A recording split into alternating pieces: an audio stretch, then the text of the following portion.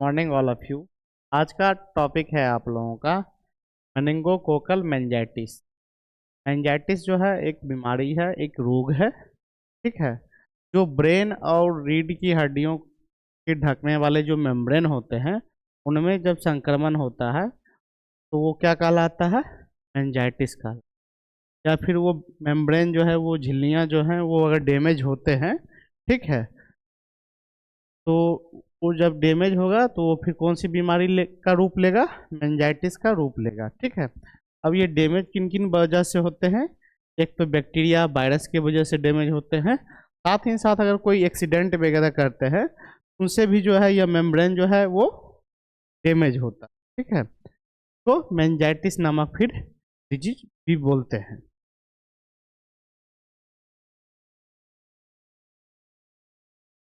Production. meningococcal meningitis is a serious and life-threatening bacterial infection that affects the meninges। अब जो है meninges नामक membrane जो है उसको जो है कौन सा बैक्टीरिया इन्फेक्टेड करता है? मेनिंगोकोकल नामक बैक्टीरिया जो है की वजह से जो है वो मेनिंजेज नामक मेम्ब्रेन को इन्फेक्शन करने का काम करता है, तो वही मेंजाइटिस कहलाता है। Which are the protective membranes covering the brain and spinal cord. यह मेम्ब्रेन जो है बहुत ही महत्वपूर्ण होते हैं, जो प्रोटेक्ट करते हैं किसको? ब्रेन और स्पाइनल कॉर्ड को प्रोटेक्ट करने का काम करते हैं। Because it can worsen very quickly it is considered a medical emergency. अब जो है इस मेम्ब्रेन को जो है, यह मेम्ब्रेन जो है हमारा बहुत ही इम्पोर्टेंट होते हैं, जो स्पाइनल कॉर्ड और ब्रेन को कवर करके रखते हैं। और जो है अगर मेंजाइटिस नामक डिजीज होता है तो उसका ट्रीटमेंट जो है बहुत ही आवश्यक होते हैं। Emergency and need immediately treatment. अगर जो है किसी को मेंजाइटिस नामक बीमारी होती है, अगर वो मेम्ब्रेन डैमेज होता है तो उसका ट्रीटमेंट जो है करवाना बहुत ही आवश्यक होता है। कॉजेटिव एजेंट, कौन से एजेंट की वजह से होता है? This disease is caused by a bacterium called Neisseria मेंजाइटिड्स।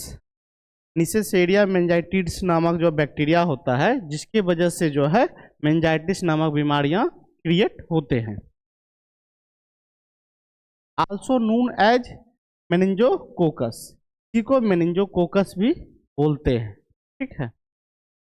The bacteria lives in the nose and throat of some peoples and can spread through close contact। ये बैक्टीरिया जो है नाक और थ्रोट के पे जो है वहाँ पे बैठ जाते हैं। अगर अगर किसी इन्फेक्टिव पर्सन्स के साथ में अगर कोई पर्सन अगर बैठते हैं तो उनमें जो है यह बीमारी फैलाने का काम करता है।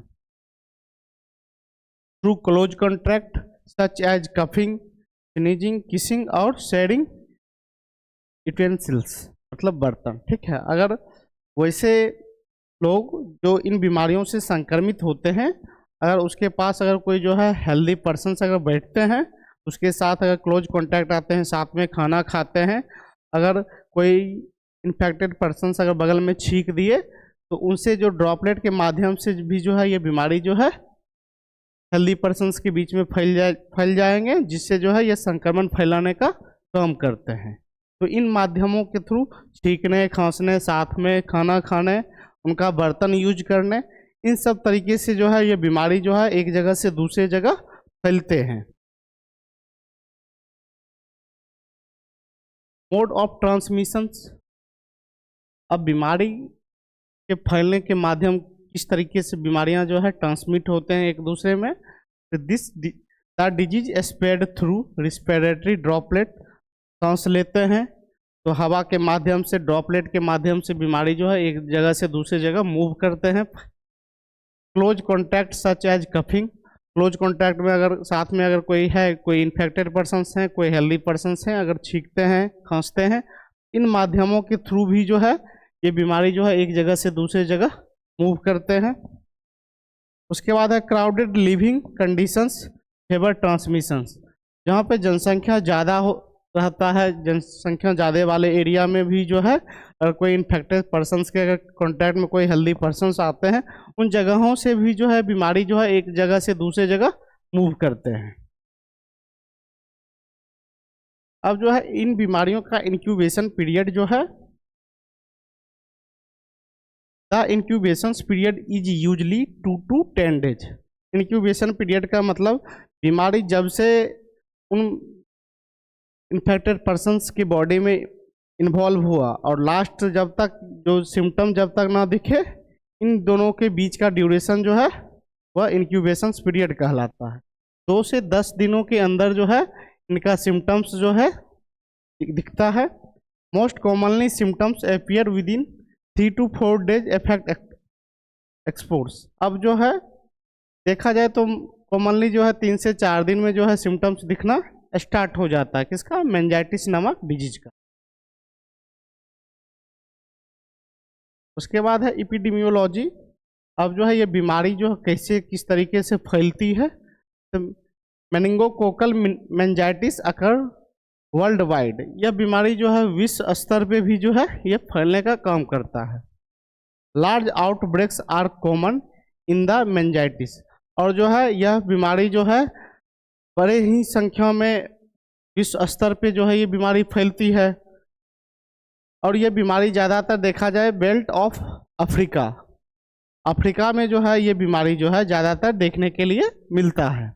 Belt of Africa due to crowd wide living condition. वहाँ जो है जनसंख्या ज़्यादा होने के कारण एक ही जगह पे लोग जो है ज़्यादा रहते हैं, जिसके वजह से जो है ये बीमारी उन जैसे देशों में जो है ज़्यादातर देखने के लिए मिलता है। Crowd wide living conditions and limited health care. साथ ही जो है वहाँ का जो हेल्थ केयर सिस्टम जो है वो लिमिटेड है, जिसके वजह से जो है ये बीमारी जो है वहाँ ज़्यादातर देखने के लिए भी मिलता है। In India the disease usually appearance as sporadic cases but occasional outbreaks can occurs. अब जो है इंडिया में ये बीमारी ज़्यादातर सीजनली देखने के लिए मिलता है, कभी कभार जो है ये बीमारी जो है अपने इंडिया में देखने के लिए मिलता है। लेकिन जो है अफ्रीका में जो है ये बीमारी ज़्यादातर देखने के लिए मिलता है, क्योंकि वहाँ के लोगों का रहन सहन जो है उनके ऊपर डिपेंड करता है। इसलिए जो है वहाँ जो है ज़्यादा क्राउड पाए जाते हैं, ज़्यादा जनसंख्या होने की वजह से लोग एक ही जगह पे ज़्यादातर मूव करते हैं, जिसके वजह से ये बीमारी जो है वहाँ ज़्यादातर फैलती भी है। और अपने इंडिया में जो है ये बीमारी जो है बहुत ही ओकेजनल सीजन में भी देखने के लिए मिलता है, specially in crowd wide area. अब ये बीमारी जो है वैसे स्थान पे ज़्यादातर देखने के लिए मिलता है जहाँ पे जनसंख्या ज़्यादा होता है। उन जगहों पे जो है मेनिंजाइटिस नामक बीमारी जो है ज़्यादातर देखने के लिए मिलते हैं। क्लिनिकल फीचर्स में देखा जाए, सडन हाई फीवर, एकाएक जो है तीव्र बुखार आएगा, सर्व हेडेक, सर दर्द, नेक स्टिफनेस, गले में अकड़न वगैरह आएंगे। ये सब सिम्टम्स हुए, लक्षण हुए इन बीमारियों के। वोमिटिंग, उल्टियाँ वगैरह आएगा। सेंसिटिव टू लाइट, प्रकाश में जो है ज़्यादातर वो सेंसिटिव हो जाएंगे। अल्टर्ड मेंटल स्टेटस, अब जो है यादाश्त, दिमागी हालत जो है वो थोड़ा सही नहीं रहेगा। Skin rashes in severe cases, skin पे जो है दागें, चकता चकता जैसा सिम्टम्स जो है, दाने दाने सिम्टम्स जो है ज़्यादातर देखने के लिए मिलते हैं। ये सब मेनिंजाइटिस के सिम्टम्स हुए। उसके बाद है diagnosis. Diagnosis is confirmed by lumbar puncture. अब जो है इसका डायग्नोसिस जो है, इसका निदान जो है सबसे पहले लंबर से जो है फ्लूइड निकाला जाता है और उस फ्लूइड का जो है बायोलॉजिकल टेस्ट किया जाता है, बायोकेमिकल टेस्ट किया जाता है, जिससे पता किया जाता है कि कौन सा बैक्टीरिया इसमें इन्वॉल्व है। Cerebro spinal fluid examination show bacteria. अब जो है सेरिब्रो स्पाइनल से भी जो है स्पाइनल फ्लूइड निकाला जाता है, उसका भी जो है बायोकेमिकल टेस्ट किया जाता है, उसका भी एग्जामिनेशन किया जाता है, से पता करते हैं कि कौन सा बैक्टीरिया इसमें इन्वॉल्व है। Blood culture and antigen test, अब जो है पेशेंट का जो है ब्लड टेस्ट भी किया जाता है और एंटीजन टेस्ट किया जाता है। देन ये सब टेस्ट इसलिए ज़रूरी है कि ताकि जो है उन बीमारियों का निदान किया जा सके, उन बीमारियों का ट्रीटमेंट इजीली किया जा सके।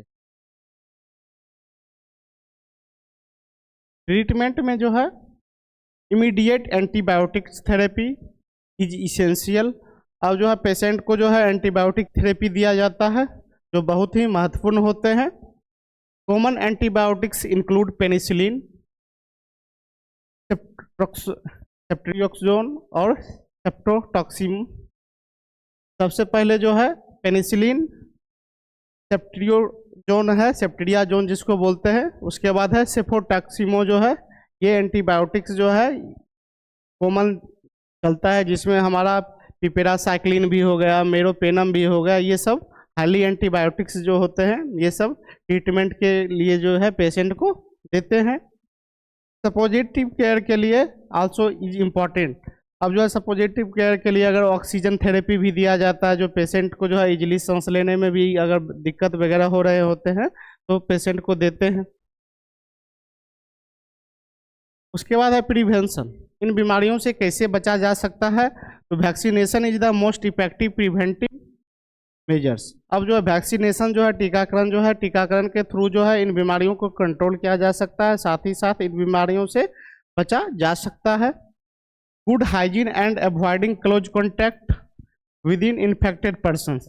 अब जो है हाइजीन मेंटेन भी जो है बहुत ही आवश्यक है, साफ सुथरा जगह पे रहना, साफ सुथरा भोजन करना, साथ ही साथ जो इन्फेक्टेड पर्सनस जो है उनसे दूरी बना के रहना, ताकि जो है बीमारी संक्रमण जो है एक दूसरे के बीच में ना फैले।